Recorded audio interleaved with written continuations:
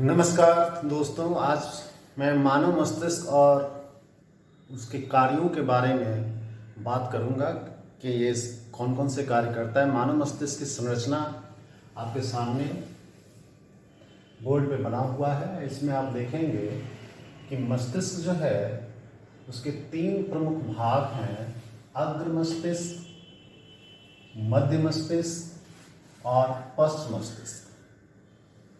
अग्र मस्तिष्क 2 चीज़ों से मिलकर बना हुआ है, जिसको कहते हैं प्रमस्तिष्क और डायएन्सेफलॉन।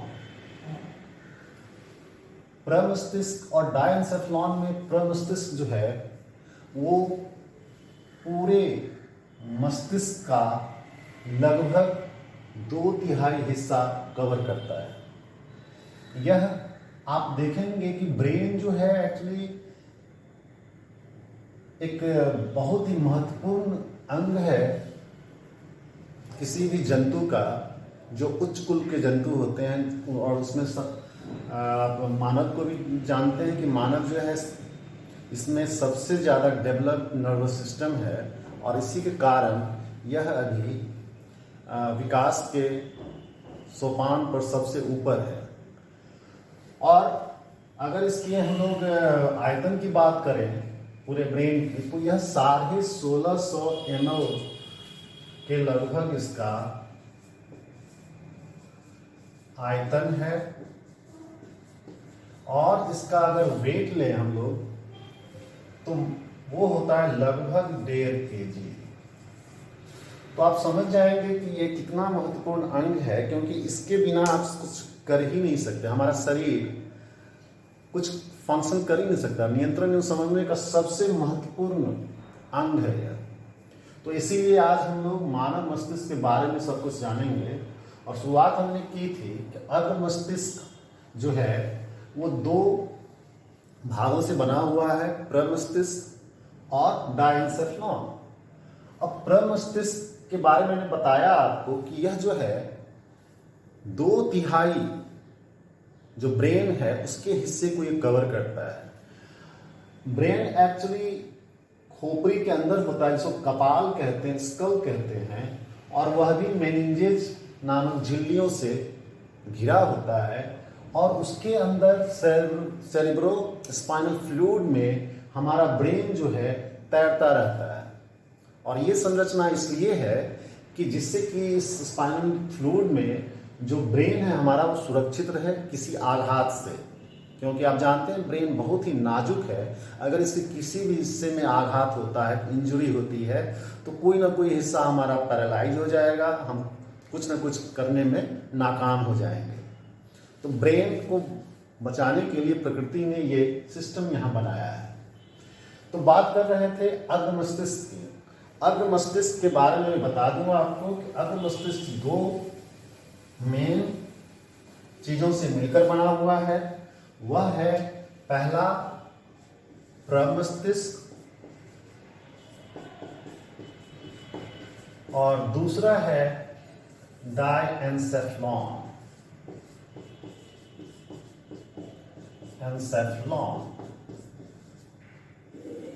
इसमें सबसे अधिक प्रमस्तिष्क के बारे में हम लोग बात करें तो आप जैसे ही खोपड़ी को खोल देंगे तो ऊपर में आपको धूसर कलर का पदार्थ मिलेगा। वो धूसर कलर के पदार्थ में आप देखेंगे कुछ उभरी हुई आकृति है। वो उभरा हुआ आकृति एक्चुअली कहलाता है गायरस। और जो 2 उभरी हुई आकृति के बीच में जो डिप्रेशन है उसको कहा जाता है सल्कस। एक गायरस और सल्कस की जो यहाँ पर का जो अरेंजमेंट है वो एक्चुअली सरफेस एरिया को बढ़ाने के लिए है, क्योंकि आप जानते हैं कि ब्रेन जो है पूरा केवल न्यूरॉन से बना हुआ है। और न्यूरॉन का साइटोन भाग जो होता है वो धूसर कलर का होता है, और जो एक्सॉन होता है वह जो होता है व्हाइट कलर का होता है। तो ऊपर से आपको ब्रेन जब खोलेंगे आप तो यहाँ से लेकर यहाँ तक आपको धूसर कलर का दिखाई पड़ेगा, यानी साइटोन से बना हुआ है। और उसके जो व्हाइट मैटर है वो अंदर की ओर है, यानी उसके जो एक्सॉन है वो अंदर की ओर होता है।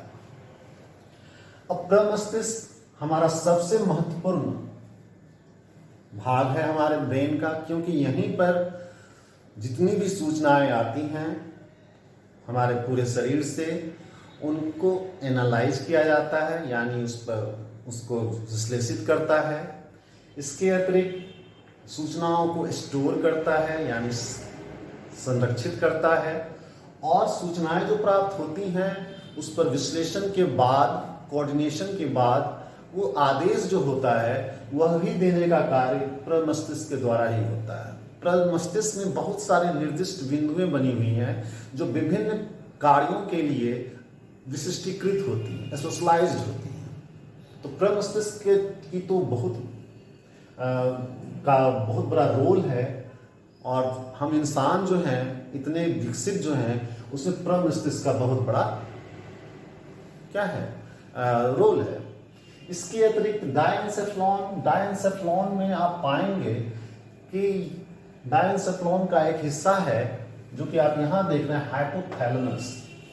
हाइपोथैलेमस हमारे शरीर के तापमान को नियंत्रित करने का कार्य करता है, और हाइपोथैलेमस एक अंतःस्रावी ग्रंथि भी है, और यह ग्रंथि जो है हमारे पीयूष ग्रंथि को भी का भी नियमन करता है, यानी रेगुलेशन करता है। पीयूष ग्रंथि के बारे में हम लोग ग्रंथि के बारे में जब आगे पढ़ेंगे तो जानेंगे कि पीयूष ग्रंथि जो है वह मास्टर ग्रंथि है, और वह विभिन्न हार्मोन्स को रिलीज करता है, और विभिन्न अंतःस्रावी ग्रंथियों को हार्मोन रिलीज करने के लिए भी उत्तेजित करता है।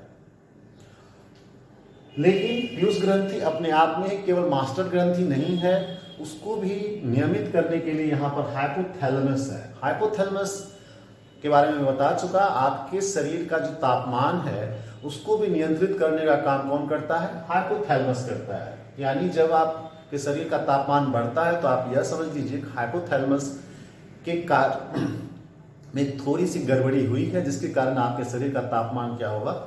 इंक्रीज होता है। हाइपोथैलेमस और पीयूष ग्रंथि की चर्चा हम लोग और बाद में करेंगे। तो यहाँ पर आप देख रहे होंगे कि ये जो स्ट्रक्चर यहाँ देख रहे हैं आप, इसमें मटर के दाने के बराबर पीयूष ग्रंथि का साइज होता है, और पीयूष ग्रंथि में दो पिंडक होते हैं। एक होता है अग्रपिंडक जिसको एंटीरियर लोब कहते हैं, और दूसरा होता है पश्च पिंडक जिसको पोस्टीरियर लोब कहते हैं। तो अग्रपिंडक और पश्च पिंडक दोनों मिलकर बहुत सारे कार्य करते हैं। पीयूष ग्रंथि में जितने भी हार्मोन रिलीज होते हैं और जितने का प्रोडक्शन करता है यह, वह अग्रपिंडक में ही होता है। पश्च पिंडक में तो जो हार्मोन हाइपोथैलेमस से आते हैं वो स्टोर होते हैं और समय समय पर वो रिलीज किए जाते हैं ब्लड में, क्योंकि आप जानते हैं कि जितने भी अंतःस्रावी ग्रंथियां हैं वो अपना जो हार्मोन होता है वह सीधे ब्लड में डालता है, इसीलिए वो अंतःस्रावी ग्रंथियां कहलाती हैं। और तब वो ब्लड से होता हुआ हार्मोन जो है वो विभिन्न जगहों में पहुंचता है और अपने एक्शन को करता है। तो यहाँ तो बात हो गई अग्र मस्तिष्क की। इसके बाद हम लोग आते हैं मध्य मस्तिष्क। मध्य मस्तिष्क में बहुत सारे न्यूरॉन्स के केंद्र होते हैं, और वह जो है हमारे शरीर के बैलेंस और देखने की क्रिया को नियंत्रित करता है। तो मध्य मस्तिष्क आप देख रहे होंगे कि यहाँ पर वो एरिया है, यहाँ बहुत सारे न्यूरॉन्स के सेंटर्स बने हुए हैं जो कि बहुत सारे एक्शंस को प्रभावित करते हैं। उनमें मेन जो मैंने बताया आपको वो है देखने की क्रिया को नियंत्रित करता है और हमारे शरीर के बैलेंस को यानी संतुलन को बनाए रखने में मदद करता है। अब मैं आता हूँ आपके अंतिम जो है वो है हमारा पश्च मस्तिष्क, और पश्च मस्तिष्क के जो भाग हैं उनको मैं आपको यहाँ दिखाता हूँ। यह है हमारा अनुमस्तिष्क, पश्च मस्तिष्क का एक हिस्सा। उसके बाद यहाँ पर आप देख रहे होंगे पॉन्स जेरुलाई और ये मेडुला, ये तीनों मिलकर पश्च मस्तिष्क का निर्माण करते हैं और ये बहुत ही इंपॉर्टेंट है। अगर हम लोग सेरिबेलम की बात करें यानी अनुमस्तिष्क की बात करें, जिसको हम लोग छोटा ब्रेन भी कभी कभी बोलते हैं क्योंकि ये हमारे इस हिस्से में होता है, और इसीलिए कहा जाता है कि इसको कभी आप तेज तेज से आघात नहीं दें, क्योंकि इसके कारण बहुत सारे कॉम्प्लिकेशंस हो सकते हैं। अनुमस्तिष्क आपके शरीर के जो आपके वॉलंटरी यानी ऐच्छिक मसल्स हैं उसके नियंत्रण के लिए ये बहुत ही आवश्यक है। अगर ये ना हो तो फिर बहुत ही मुसीबत होने वाली है, क्योंकि आपके शरीर के किसी कार्य पर नियंत्रण नहीं रह पाएगा। जो भी ऐच्छिक क्रियाएं आप करते हैं, जैसे दौड़ना, कूदना, डांस करना, लिखना, बोलना, ये सब, इन सबों पर आपका नियंत्रण नहीं रह पाएगा। इसीलिए ये बहुत ही आपसे, और जिनमें ये बहुत ही ज़्यादा डेवलप होता है वे अच्छे नर्तक हो सकते हैं, अच्छे राइटर हो सकते हैं, अच्छे स्पीकर हो सकते हैं, क्योंकि उनके अपने उस एक्शन पे बहुत ही अधिक नियंत्रण होगा। और यदि ये विकसित होता है तो जिसको हम लोग इंग्लिश में सेरेबेलम भी कहते हैं, अनुमस्तिष्क है। अब आते हैं हम लोग पॉन्स पे। पॉन्स आप देख रहे होंगे कि ये जो है ब्रेन स्टेम के निकट है, और ये पॉन्स जो है, यह भाग जो है आपके शरीर के जो श्वसन जो है उसको ये नियंत्रित करता है। याद रखिए, पॉन्स के बारे में पूछा जाता है कि पॉन्स का क्या कार्य है, तो पॉन्स का कार्य यह है कि यह आपके शरीर के श्वसन को नियंत्रित करता है। इसके बाद पॉन्स के बाद वाला जो हिस्सा आप देख रहे हैं इसको कहते हैं मेडुला, और मेडुला जो है अनैच्छिक कार्य, जिस पर आपका प्रत्यक्ष नियंत्रण नहीं हो सकता, उस पर उसके नियंत्रण का सारा जो ये है जिम्मेदारी जो है वो मेडुला पर है।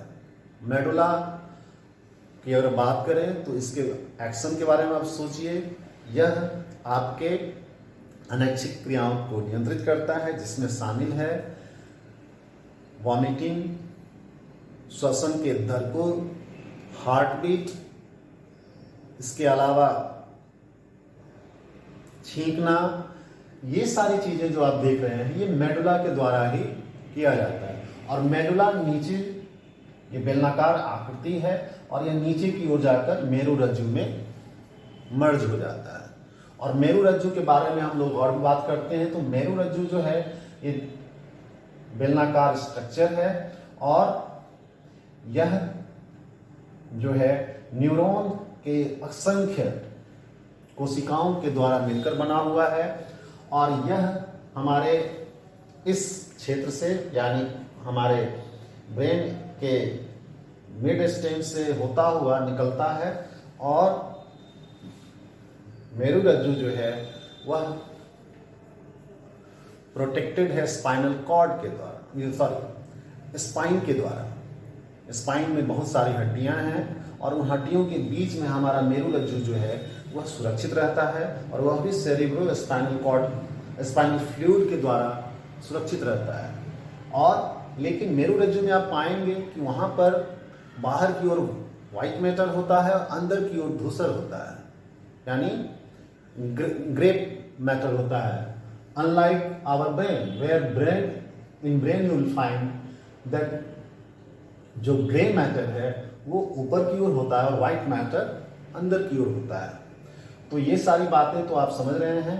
तो मेरुरज्जु का कार्य क्या है? तो मेरुरज्जु पूरे शरीर से सूचनाओं को ग्रहण करता है और न्यूरॉन के द्वारा वह ब्रेन को भेजता है, और ब्रेन उसको प्रोसेस करता है, एनालाइज करता है, और उसके अनुरूप वो फिर एक्शन करता है। तो हमारा प्रमस्तिष्क स्टोरेज का भी काम करता है, सूचना के स्टोरेज का भी काम करता है, और जब जरूरत होती है वह एनालाइज करके हमारे मोटर नर्व्स को क्या करता है, आदेश देता है, और तब हम लोग कार्य, विभिन्न जो पेशियां हमारी कार्य कर पाती हैं। तो ये तो हो गया ब्रेन का एक साधारण सा स्ट्रक्चर और इसके विभिन्न जो हिस्से हैं, जो पार्ट हैं, उसके कार्यों का विवरण। आगे की वीडियो में हम बात करेंगे प्रतिवर्ती क्रिया, प्रतिवर्ती चाप यानी रिफ्लेक्स एक्शन और रिफ्लेक्स आर्क। धन्यवाद।